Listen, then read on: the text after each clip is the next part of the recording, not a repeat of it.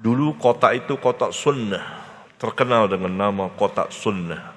Ahlus sunnah banyak di situ. Selain dari ahli bid'ah juga ada. Dia di situ singgah.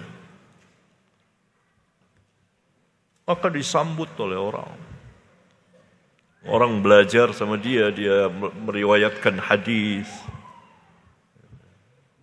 Ya, di antara yang belajar Imam Muslim. Kemudian terjadilah fitnah di situ. Maka dia pun meninggalkan Naisabur, pulang ke kampung halamannya, ke negerinya Bukhara. Dia pulang ke Bukhara. Di sana ada Amir. Ya. Penguasa atau wali kota Bukhara atau gubernurnya. Ya. Amir itu minta kepada Bukhari agar membawa kitab sahihnya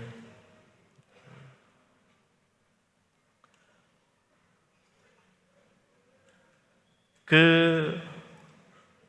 rumahnya, kitab Al-Jami' Sahih dan kitab Tarikh ke rumahnya, khusus untuk mengajar dia dan anak-anaknya. Ini berarti pengkhususan ilmu. Ini tidak boleh. Ilmu tidak boleh dikhususkan kepada penguasa dan orang-orang kaya. Tidak boleh. Kecuali kepada yang bisa dikhususkan mengenai ilmu. Misalnya ini majelis khusus ahli ilmu, majelis para ustadz untuk belajar, boleh. Karena pemisahannya dengan ilmu. Sama juga dengan sekolah. Ada kelas 1, kelas 2, kelas 3, SD, SMP, SMA, kuliah. Itu yang memisahkan uang, kekuasaan, atau ilmu. Ilmu. Ada S1, S2, S3. Yang memisahkan apa? Ilmu. Itu boleh. Tapi kalau yang memisahkan ini majelis orang-orang kaya. Misalnya satu tempat, bayar. Jual tiket. Itu terlarang di dalam Islam. Tidak boleh. Menyelisihi perjalanan kaum salaf.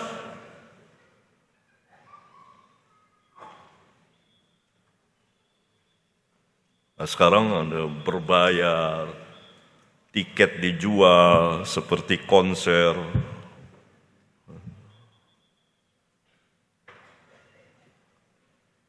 Itu menyelisihi perjalanan kaum salaf.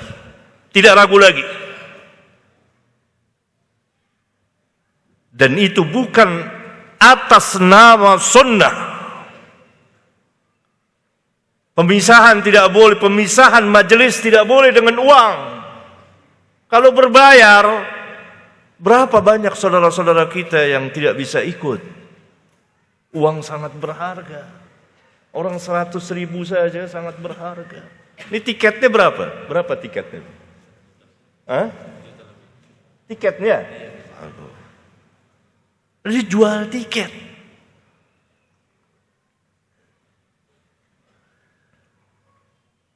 Ini atas nama sunnah menyelisihi sunnah. Karena Nabi SAW tidak pernah memisah-misahkan orang dengan uang dan kekuasaan, kecuali dengan ilmu, dikhususkan oleh Rasulullah SAW. Ilmu yang bisa memisahkan. Perhatikan kisah Bukhari. Amir itu manggil. Dia ingin sendirian bersama anak-anaknya belajar kitab Sahih Bukhari dan kitab tarikh. Agar aku dengar langsung darimu. Apa kata Bukhari? Pada barangkali ada utusan datang. Katakan kepadanya, aku tidak akan merendahkan diriku dengan membawa kitab jami' dan tarikh agar engkau mendengarnya. Kitab Jami'us Sahih, kitab Sahih Bukhari. Beliau tulis 16 tahun lamanya. Saya tidak mau merendahkan begitu saja saya bawa-bawa kitab saya untuk aku dengarkan kepadamu. Aku tidak akan membawanya ke pintu-pintu sultan, penguasa.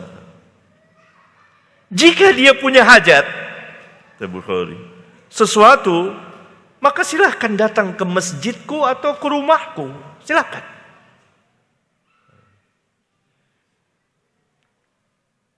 Jika dia tidak mau, maka engkau sultan, penguasa. Engkau dapat melarangku mengajar, membuat majelis. Silakan, agar aku punya uzur kepada Allah pada hari kiamat, bahwa aku tidak menyembunyikan ilmu. Begitu kata Bukhari. Berani tidak? Itu keren. Itu berani ya. Saya tidak mau merendahkan ilmu, membawa-bawa kitab saya ke pintu-pintu sultan. Silakan kalau antum ada hajat, datang ke masjidku, belajar. Atau datang ke rumahku. Tapi engkau sultan. Silakan kalau engkau mau larang majelisku, silakan. Engkau larang, engkau punya hak, engkau punya kekuasaan, sultan. Agar aku dapat uzur, agar aku bisa uzur kepada Allah bahwa aku tidak menyampaikan ini karena dilarang oleh sultan ini. Dia punya kekuasaan, dia akan melakukan sesuatu.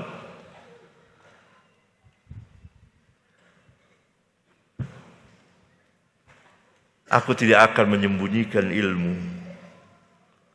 Maka jadi liarlah antara Bukhari dengan penguasa itu. Bukhari diusir, keluar Bukhari dari Bukhara,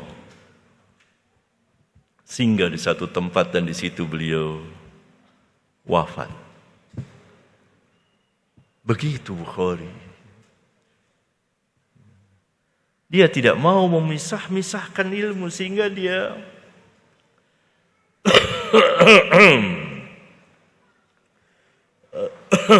mengatakan, aku tidak akan mengkhususkan mengkhususkan untuk mendengar hadis ini kauman duna kaumin akharin, satu kaum dari kaum yang lain, karena hadis untuk manusia.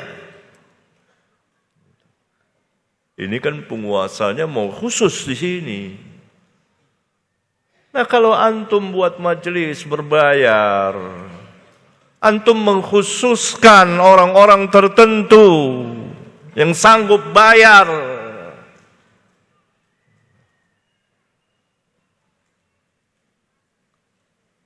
itu bukan perjalanan ahlus sunnah. Apalagi antum buat seperti teater drama, antum bergaya dengan gaya ahli bid'ah.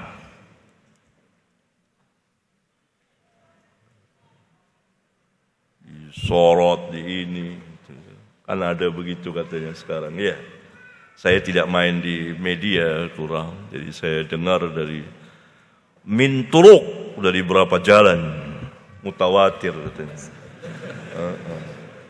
Ada begitu atas nama sunnah menyalahi sunnah. Jangan ikut ikhwan. Itu pemisahan dengan uang. Tidak boleh. Yang dipisah itu dengan ilmu. Jadi majelis para pelajar ilmiah, majelis para ulama, ahli ilmu, majelis para asatidz. Boleh, karena yang memisahkan ilmu. Seperti Nabi SAW mengkhususkan sebagian sahabat dengan hadis.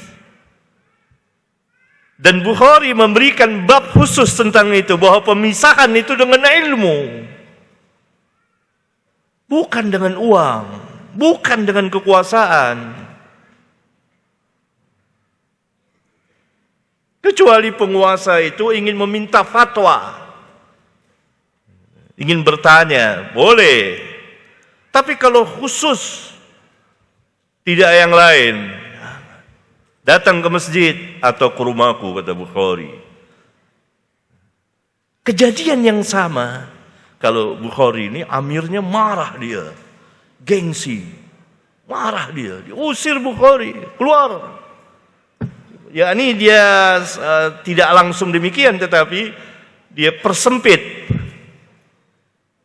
mungkin gerak Bukhari dan terfitnah, difitnah. Dituduh. Mau tidak mau, Bukhari keluar. Berarti pengusiran secara tidak langsung. Tapi dipersempit. Keluarnya Bukhari. Bumi sudah sempit bagi dia.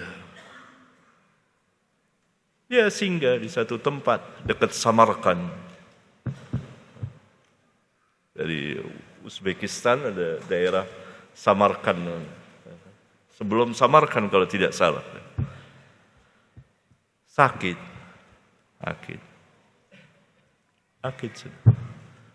Lalu dia baca doa, dia minta hadap kiblat, doa, meninggal. Tidak banyak orang, hanya satu, gharib. Ditinggalkan oleh manusia. Tapi Rabbuna setelah kematiannya, sebagian musuh-musuhnya menyesal. Dan harum namanya terus sampai hari ini. Siapa yang tidak kenal Bukhari?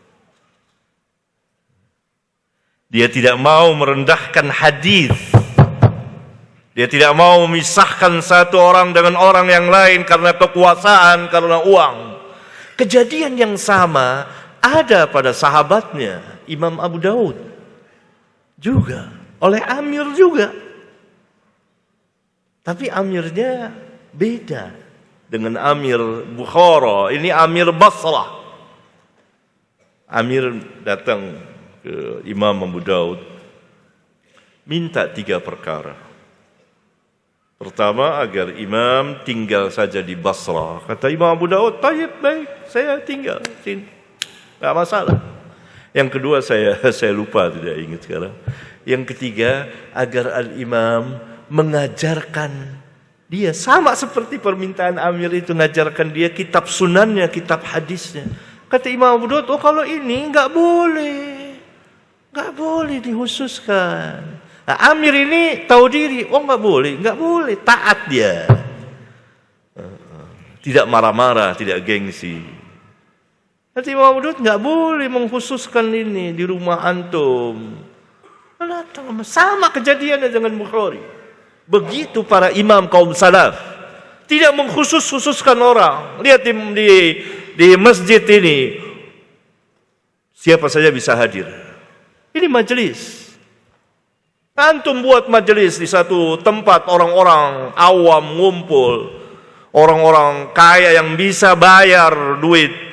Itu pemisahan, menyalahi perjalanan kaum salaf. Saya tidak ragu lagi, bagi saya.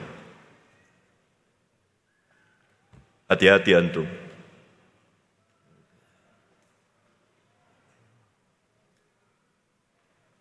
Ya.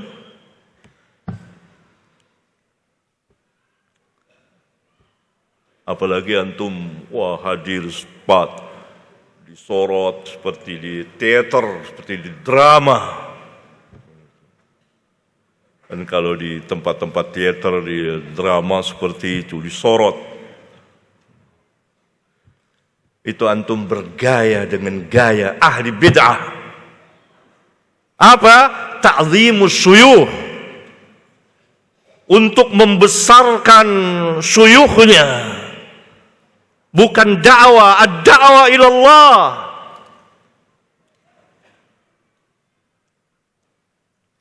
Antum berlagu bergaya dengan gaya ahli bid'ah. Saya tidak ragu lagi, saya. Karena begitulah sebagian dari ahli bid'ah agar dibesarkan oleh murid-muridnya. Ta'zimus syuyukh.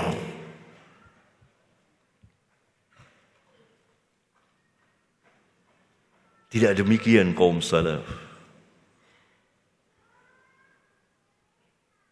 Bahkan kaum salaf itu kalau ada orang mengikuti dia lari, jalan sendiri. Kecuali dalam rangka mengajar, ada banyak orang.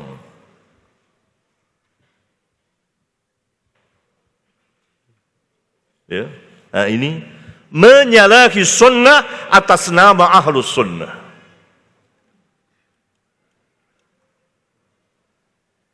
Ikhwan, kita perlu banyak belajar manhaj. Nah, kalau antum pengajar, antum mengatasnamakan ahlus sunnah, tapi antum belum cukup ilmu,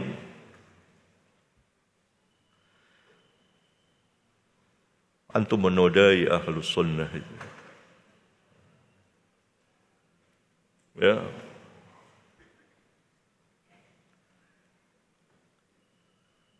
Latihan.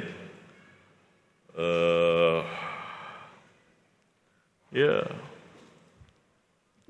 buat majelis yang berbayar. Ini tidak bisa dikiaskan dengan sekolah yang berbayar, pesantren yang berbayar. Keliru. Itu kan sekolah ilmu.